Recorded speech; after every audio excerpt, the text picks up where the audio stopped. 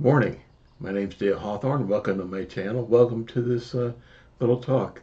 I've been seeing some content arise across YouTube talking about the Sigma male.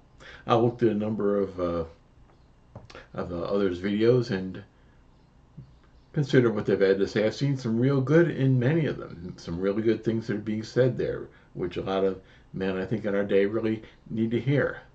But can a believer in Jesus Christ, someone who's seeking to follow Jesus Christ, could you look at those and see yourself, talk about yourself as a Sigma male?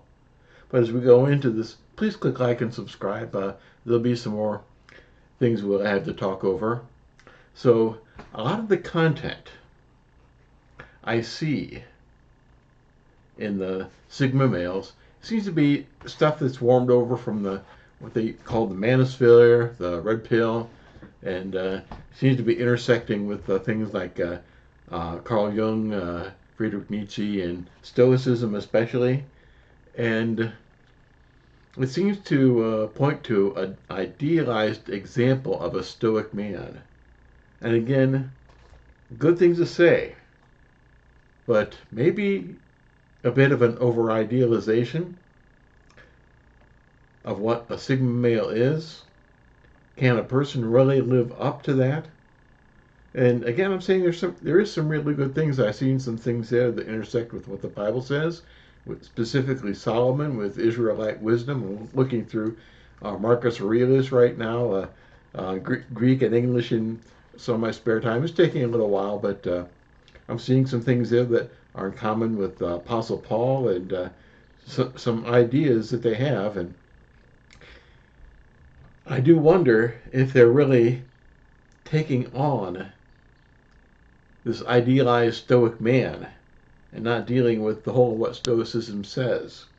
In Acts 17, you can find Paul, the Apostle Paul, dealing with Stoicism's view of the world. What he was speaking there in Acts 17 was primarily dealing with taking Stoics beyond their own view of the world to see Jesus, to talk about Jesus, to talk about that. Paul had dealt earlier in the Athenian Agora talking to the Stoics and Epicureans. There's not that much in Acts 17 where Paul's talking to the Areopagus, but he's talking about dealing with the Epicureans, but mainly with Stoics. And I think it's too easy to get caught too short in thinking of Sigma male bits of Marcus Aurelius, maybe Seneca, Epictetus, talking about detachment and so on. But I think it could be a real halfway house for someone to consider what Jesus had to say, to come on from Stoicism to the New Testament to Christianity. And again, I will talk right now with some of the good things I see. Taking personal responsibility for your work, for your career path, for your productivity. Yeah, I'm all for that. I think that's very biblical. A number of things I've said have dealt with that. And I've had to deal with that different times in my own life, coming back to work, career, productivity. Another thing, avoidance of social drama. Yeah, we're caught up in social drama a lot in our dating life, our marriage, our workplace. And I think a lot of times people imitate stuff that they see on TV and the news, and some other TikTok and YouTube stuff. And recently, I was on jury duty for a couple days. It was an assault trial, and what really amazed me was how many people, when were given very specific directions by the judge, were bringing in stuff from sales training and stuff they thought DEI training at work. I think one person was bringing in, and all sorts of other stuff, and just simply focusing on the legal issues and what had happened was really difficult for a lot of people. So avoiding social drama, avoiding all these weird influences which influences us, which we try to imitate, to trying to avoid that. Yeah, yes, yes, yes. And having the courage of your convictions as a man, authenticity, again, those are things that are good for a woman, but yeah, we need to be men of courage.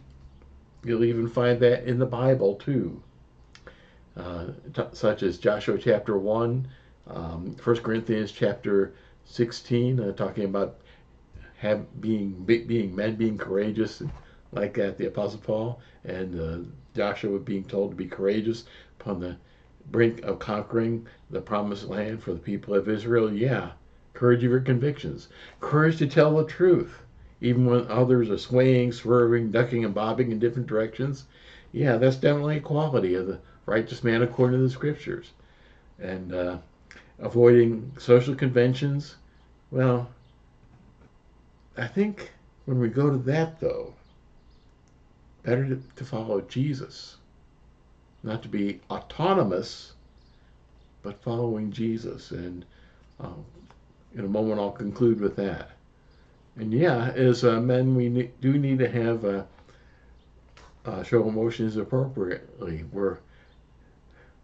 It's different than being an emotionally driven man, and that would be in scriptures. Solomon, a man without self-control, and he says that's like a city broken down without walls. And we would want to avoid undue, exaggerated emotions, being driven by emotions, but that's not the same as being intentionally unemotional. Jesus wept at the tomb of Lazarus. Achilles wept at the death of Patroclus. Achilles not in the Bible, of course, but in the end of the Iliad. Being driven by emotions isn't the same as being intentionally unemotional. Calls us to be, if you're a Christian, not to be so much a Sigma male, but to be more like Jesus. And to remember what Jesus said about where you build your life. And if we look and consider what Jesus has to say, where you build your life, it's location, location, location. Right here, Matthew chapter 7, verses 24 through 27. Everyone who hears these words of mine as does them will be like a wise man who built his house on the rock. When the rain fell and the floods came, and the winds blew and beat on that house, but it did not fall because it had been founded on the rock. And everyone who hears these words of mine and does not do them will be like a foolish man who built his house in the sand. And the rain fell, and the floods came, the winds blew and beat against that house, and it fell, and great was the fall of it. So there are a lot of good things which I'm hearing in what I've seen about being a Sigma male, but I'm worried again that it's over-idealized, that it's pitting an idealized version in someone's imagination against our world, and not really dealing so much with what people can live with now. And also, there's for someone who's a believer in Jesus, Jesus is greater than Marcus Aurelius, greater than Epictetus, greater than Seneca, greater than Jung, greater than Nietzsche, and greater than Stoicism itself. And by the words of Jesus himself, he's greater than Solomon. So where is the location for your life? Where are you building your life? Sure, consider those things, but look to Jesus. So that's all I have to say about that right now. Thank you for your time. Thank you for your attention, and pray that this blesses you and helps to guide you.